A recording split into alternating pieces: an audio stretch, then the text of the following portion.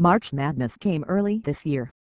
The NCAA college basketball tournament is still a few weeks ways away, but Cinderella is already dancing after Valiant Sam's hit a game-winning sacrifice fly in the bottom of the ninth inning to send the Kingdom of the Netherlands into the 2013 World Baseball Classic semifinals with 7-6 victory over Cuba on Monday night at Tokyo Dome.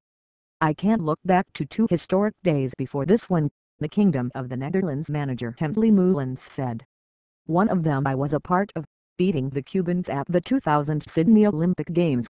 The other one was becoming the world champions for the first time in the history of Dutch baseball in 2011, against Cuba, in Panama at the Baseball World Cup. This is the #1 best game that the Dutch have ever played.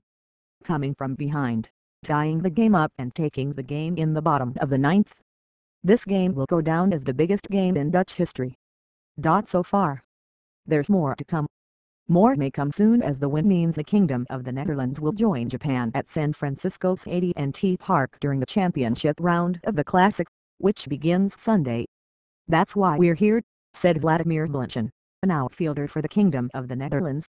"We're here to play, win. It feels great. This is something special we've got going on." Cuba bowed out in the second round for the second consecutive Classic. Errors and miscues on the base paths contributed to the 2006 finalists' exit this year. "It's hard to win the way we played," Cuban manager Victor Mesa said through a translator. "An elimination game is like a playoff game. If we can't play good defense, it's always tough to beat a good opponent." The Dutch have had the Cubans' number as of late. The Kingdom of the Netherlands won the team's second-round matchup on Friday and also beat the Cubans twice during the Baseball World Cup in 2011.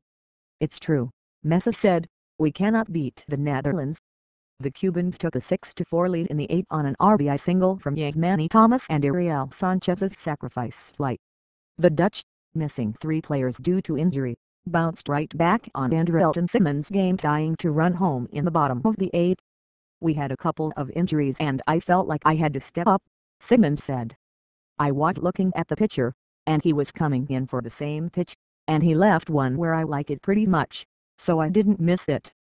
I was really happy with tying the game up." The Kingdom of the Netherlands loaded the bases with 1 away in the bottom of the 9th to set the stage for Sam's sacrifice fly. "I tried to get the ball up in the air, and they were playing up and in," Sam said. "So I'm happy I put the ball in play and we got a run." The Dutch drive to the semifinals was nearly derailed by a sudden onset of injuries. The wrist injury kept Nationals outfielder Roger Bernardina out of the starting lineup. Blinchin, the starting right fielder, was lost to what looked to be a strained quad in the second, and Jurendel de Castro, who started at third and replaced Blinchin in right, left with a leg injury in the 5th. Despite the loss of 3 starters, the Kingdom of the Netherlands mustered enough strength to win the thrilling game. "Everybody played together," Blinchin said. "We missed our center fielder, then I went down, but those guys never give up. Those guys picked themselves up. I appreciate what they do.